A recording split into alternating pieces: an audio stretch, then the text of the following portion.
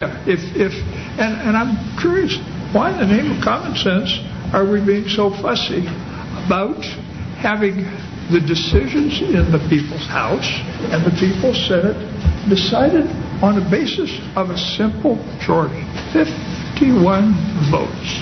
And if there's something wrong with that, I wish somebody would tell me why we ought not give the people that kind of representation. I would note that also mandatory coverage mandates. That was in a bill introduced by my good friend Bill Thomas, Chairman of Ways and Means Committee, and 20 members of the U.S. Senate. They said, and they were not fussy about that. And I think we ought to look to see, here we have a chance to serve the people. I have people coming to my office with tears in their eyes. They can't get coverage. They have pre-existing conditions. A young dental surgeon I knew couldn't get health care. Why? Because she'd had breast cancer years before. She couldn't get care. And I've seen a lot of other cases like that.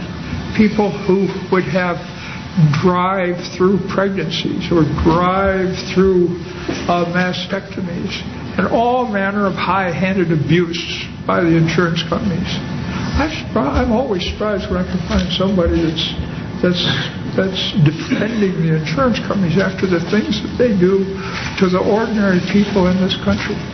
They could cancel your insurance policy while you're on the gurney headed into the operating room.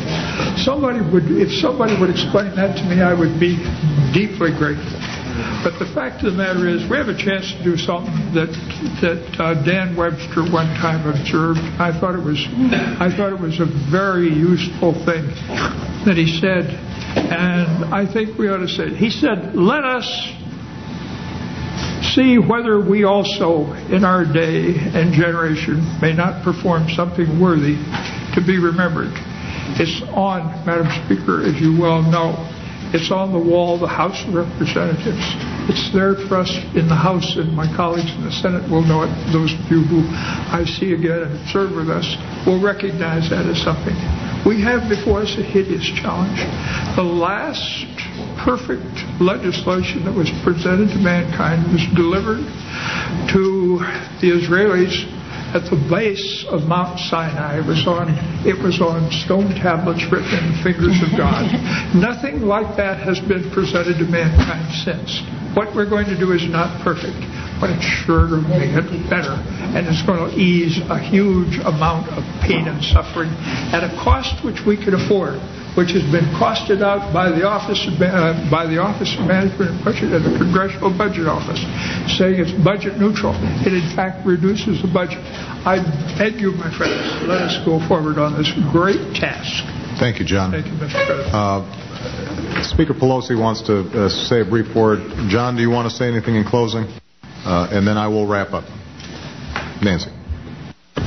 Thank you very much, Mr. President. As one who has abided by the 3.5 minutes, I'm going to take a few seconds more now in closing to extend thanks to Mr. President for bringing us together, for your great leadership, and without it, we would not be so very close to affordability, accountability for the insurance companies, and accessibility for so many more Americans to improve their health care, to lower their cost.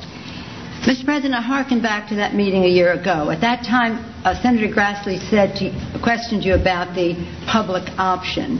And you said the public option is one way to keep the insurance companies honest and to increase competition. If you have a better way, put it on the table. Well, I bring that up because we have come such a long way. We're talking about how close we are on this, how far apart we are here.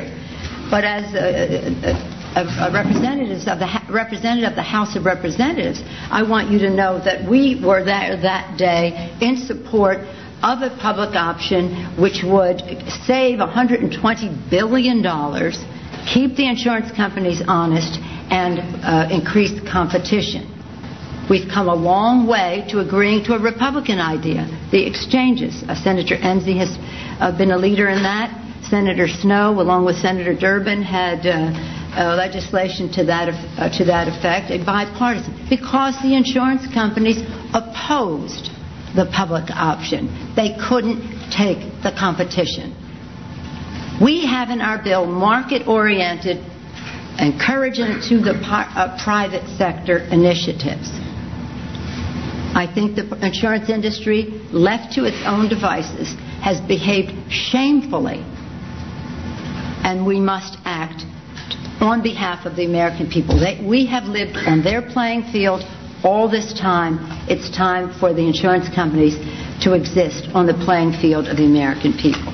I believe I have news for some of my colleagues, because we have very much more in common. Senator Coburn, you had so many positive suggestions, which I didn't hear much else of, but from you we did. And I think you'd be pleased to know that after much debate in our House, we came up with value, not volume. Others have called it quality, not quantity, in terms of utilization, overutilization. Senator McCain, when you talk about Florida, we're talking about addressing the regional disparities in terms of compensation and health care. So we have addressed many of these issues in the bill. I think it's really important to note, though, and I want the record to show, because two statements were made here that are not factual in relationship to these bills.